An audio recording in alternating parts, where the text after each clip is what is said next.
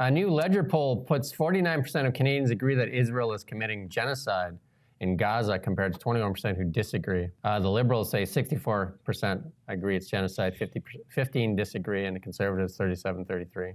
I am surprised that 50% of all Canadians say that. I'm not surprised that the Liberals are down for that. That makes sense to me. Just look at the way that the Carney has been behaving. He was in a mosque, wasn't he, or something like that last week. And a lot of viral clips went around because he said something like, what did he say? Muslim values are Canadian values or something like that. And for, that upset a few people.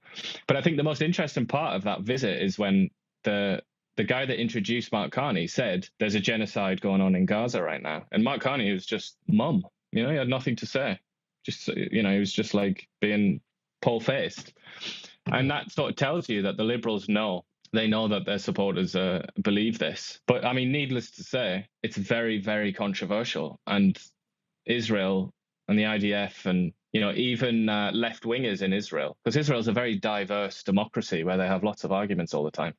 Left-wingers in Israel deny the idea that it's a genocide. They think that the majority of them, anyway, I think that's a ludicrous thing to say. But here we are. I mean, I can't help but think it's to do with the media coverage, though, because that's, for most people, it's CNN, maybe CBC, if anybody still watches that, New York Times, Globe and Mail. That's who they're going to for their information about the Israel-Palestine conflict. And the coverage has been very much concords with this idea that there's a genocide going on.